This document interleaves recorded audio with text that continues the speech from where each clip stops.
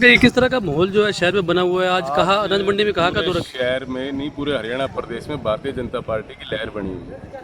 आप देखते हैं कि आम जनमानस की पसंद है कि भारतीय जनता पार्टी को हम वोट दें, क्योंकि अमन चैन शांति चाहती है आम जन नागरिक। कमा के तो सबने अपना खाना है। तो आज पूरे शहर में एक तरफा माहौल है भारतीय जनता पार्टी का, और शहर से 100% वोट लेकर के बहुत भारी मतों से विनोद बियाणा जी जीतने जा रहे हैं। तो क्या किसी कैंडिडेट के साथ इनका टक्कर रहेगी? राहुल मक्कड़ की बात करें, टक्कर किसी की मानते नहीं, क्योंकि आम जनमानस के जो भारतीय जनता पार्टी की नीतियां हैं, बिना खर्चे बिना पर्ची नौकरी देना, राशन कार्ड अपने आप घर बैठे बन जाना, बीमारियों का ऑपरेशन के लिए फ्री इलाज कर दिया, बहुत सी ऐसी नीतियां भारतीय जनता पार्टी ने बनाई जो आम जनमानस के हित में है। और उनको देखते हुए जो है आम जनमानस भारतीय जनता पार्टी पर विश्वास करता है, उसका वोट देता है। अब तीसरी बार पूरा हरियाणा प्रदेश में भारतीय जनता पार्टी सरकार बनने जा रही है। जी आप क्या कहेंगे? मतलब क्या कहेंगे आज किस? कल हमने अम्बेडकर चौक पे अपनी एक मीटिंग की थी जी, अपनी गांधी मार्केट की तरफ से। क्या गजब का प्रोग्राम था, आपने देखा होगा।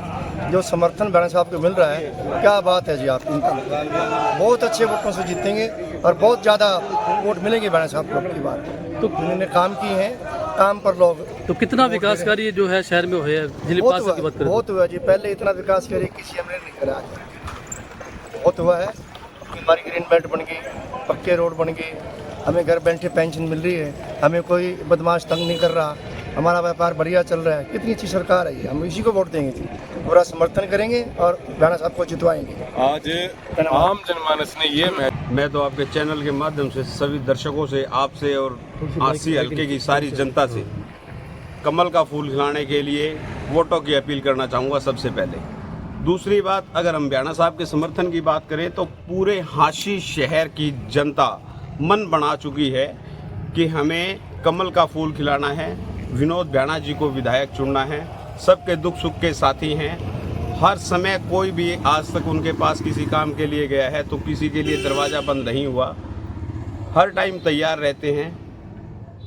आज आशी शहर के विकास में उन्होंने बहुत योगदान दिया है। आप देखोगे सभी तरफ सड़कों का जाल बिछा हुआ है, पानी की डिग्गी हमारे शहर में 2-2 बनी है, तीसरी बनने जा रही है, 24 घंटे बिजली की सुविधा है। हमारे शहर में आज किसी भी वर्ग को किसी भी बात से चिंतित रहने की आवश्यकता नहीं है। शहर में किसी किस्म की गुंडागर्दी नहीं है।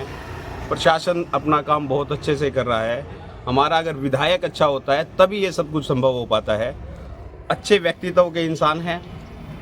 आप हांसी के किसी भी कोने में किसी भी व्यक्ति से अगर बात करेंगे तो विनोद बियाणा की बुराई करने वाले लोग बहुत ही कम मिलेंगे, और इस बार वो बहुत अच्छे मार्जिन से जीतने जा रहे हैं। कहीं ना कहीं अगर हम पार्टी के विषय पे बात कर लें तो कांग्रेस पार्टी ने जो प्रत्याशी हमारे बीच में ला करके खड़ा किया है वो एक बाहरी कैंडिडेट है।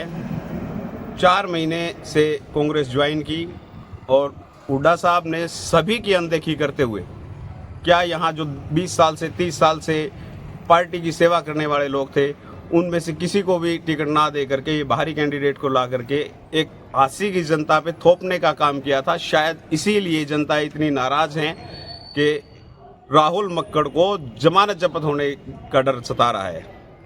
इनकी जगह कोई और कैंडिडेट होता तो शायद फाइट दे सकता था। तो क्या मानते हैं शहर में एक तरफा माहौल है बियाणा साहब का? बियाणा साहब का बिल्कुल एक तरफा माहौल है।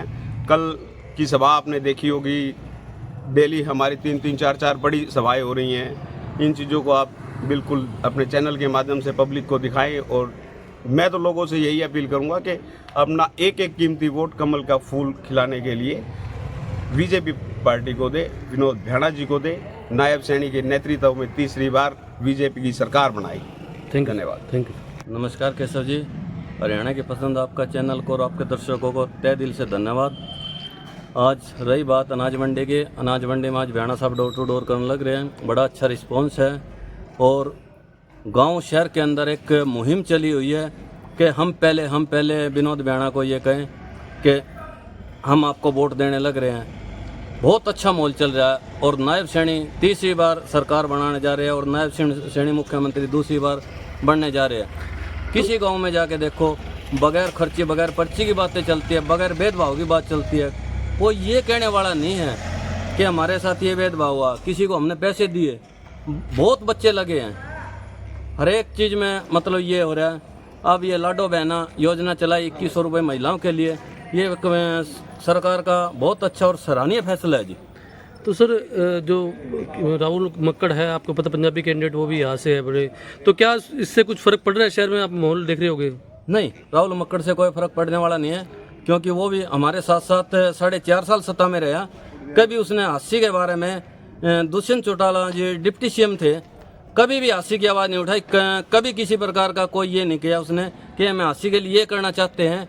कोई भी काम का आज एक काम गिनवा दो हास्य के अंदर 4.5 साल के दौरान, क्योंकि वो भी बराबर का विधायक था जी।